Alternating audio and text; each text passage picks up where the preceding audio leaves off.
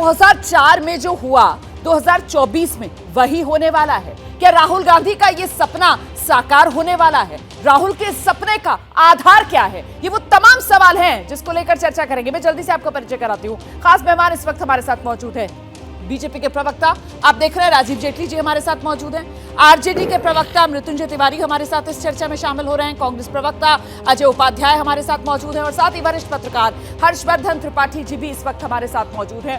सबसे पहले कांग्रेस के प्रवक्ता अजय उपाध्याय जी के पास चलेंगे और उनसे जानेंगे, राहुल गांधी सपना तो देख रहे हैं और विदेश में बैठकर दिखा भी रहे हैं, लेकिन सवाल ये कि इस सपने का कुछ आधार है या सपना हवा हवाई? रोमाना जी, 2004 में जब वाजपेयी जी देश के प्रधानमंत्री थे और जिस तरह से लगातार साइनिंग इंडिया की चर्चाएं हो रही थी, लेकिन आधार पर कोई काम नहीं हुआ था, जिसका नतीजा देश की जनता ने उन्हें सत्ता से हटा करके और कांग्रेस गठबंधन को महत्व दिया।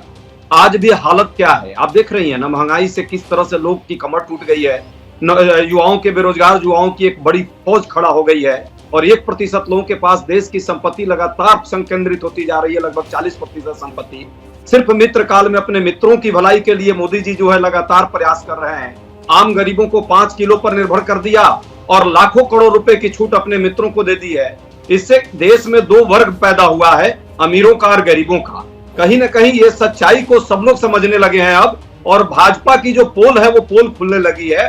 देश के लोग इस बात को समझ रहे हैं कि ये सरकार कुछ पूंजीपतियों के लिए ही काम कर रही है, 18 घंटे 20 घंटे आम जनमानस को कहीं ना कहीं दिल से तोड़ने का काम की है। जिस आशाओं पर ये सरकार 2024 में 2004 वाला रिपीट होने वाला है, बीजेपी के 2004 वाले शाइनिंग इंडिया की तरह 2024 में बीजेपी का मामला फुस होने वाला है क्या? रोमाना जी, पहले तो आप राहुल गांधी जी की गंभीरता का अंदाजा लगाइए कि इनके अपने प्रवक्ता ने एक भी शब्द नहीं बोला जो राहुल गांधी जी कैम्ब्रिज यूनिवर्सिटी में बोल के आए हैं, और आपने अपनी डिबेट का सब्जेक्ट भी यही रखा है कि राहुल गांधी जी कैम्ब्रिज में क्या बोलकर आए हैं। तो इससे अंदाजा लगाइए राहुल गांधी इनकी प्रवक्ताओं की नज़र में भी कितने गंभीर हैं। इन्होंने दूसरी अपनी जो है चर्चा शुरू कर दी।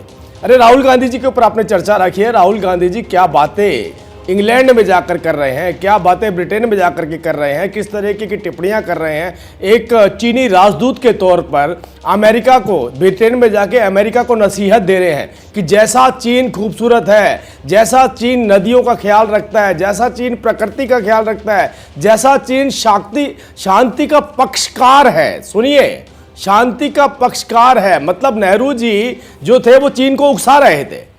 चीन के सैनिकों को गलवान के अंदर भारतीय सैनिकों ने चीन को उकसाया, मतलब वो तो शांति के मिसैया है। चीन ने तो हमेशा भारत के साथ शांति का जो है ना प्रस्ताव रखा और शांति निभाई। ये देखिए राहुल गांधी जी वहां जाकर के बोल रहे हैं, अमेरिका को समझा रहे हैं कि अमेरिका आप जो काम कर रहे हो उससे दुनिया बर्बाद हो रही है, जो चीन काम कर रहा है उससे देश आबाद हो रहा है, दुनिया आबाद हो रही है। तो ये राहुल गांधी जी की स्टेटमेंट थी जिसके ऊपर उम्मीद करता था कि शायद कांग्रेस पार्टी के प्रवक्ता बोलेंगे, लेकिन नहीं बोल पाए। एनीवे, मैं उस बात में नहीं जाना चाहता।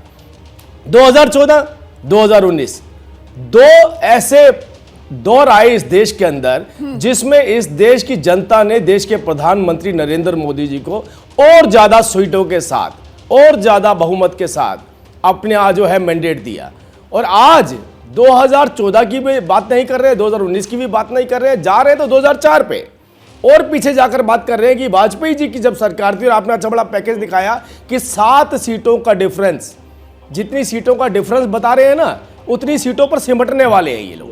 हमारा और इनकी सीटों का जो डिफरेंस 2004 में था, लगभग यही हालात रहे तो ये 7 सीटों पर रह जाएंगे आने वाले चुनावों में। ठीक है सर, मैं हर्षवर्धन त्रिपाठी का रुख करती हूँ। हर्षवर्धन त्रिपाठी जी, आपने दोनों राजनीतिक दलों के नेताओं के अपने अपने दावे सुनिए। मैं चाहती हूँ कि आप दर्शकों को बताएं कि 2024 और 2004 इसका फर्क क्या है।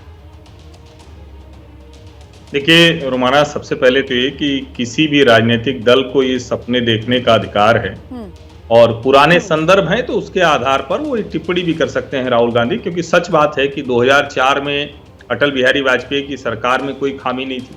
उस वक्त देश में पहली बार किसी सरकार ने, जो स्वर्णिम चतुर्भुज योजना थी, उस वक्त पहली बार जब किसी सरकार ने सोचा कि पूरे देश को ऐसे सड़कों से जोड़ना चाहिए, वो काम किया। पावर सेक्टर के रिफॉर्म हुए, टेलीकॉम सेक्टर के रिफॉर्म हुए।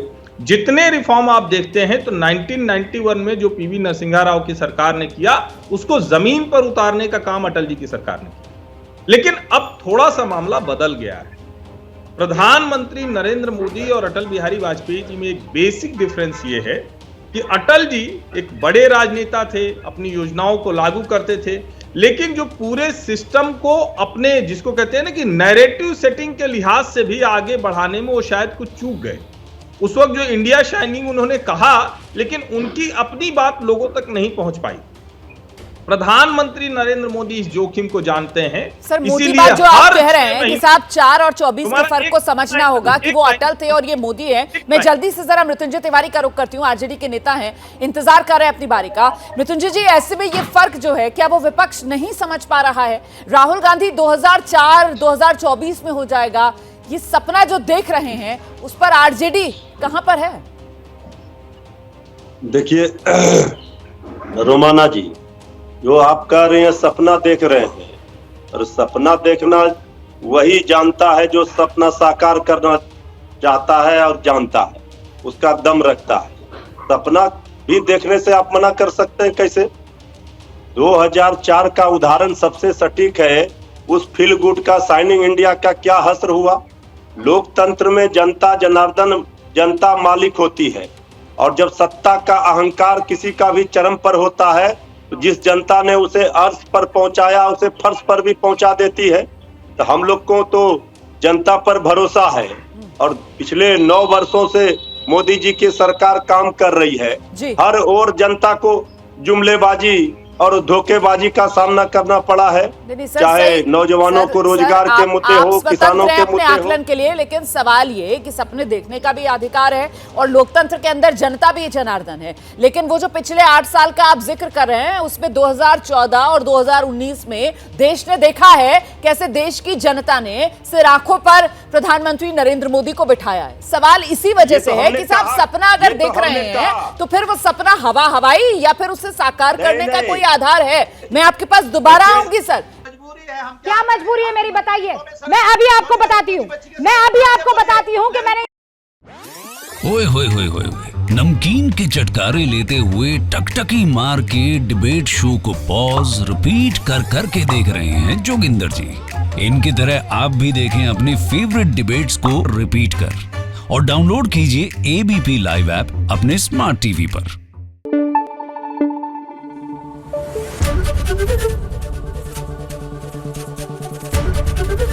एबीपी न्यूज आपको रखे आगे।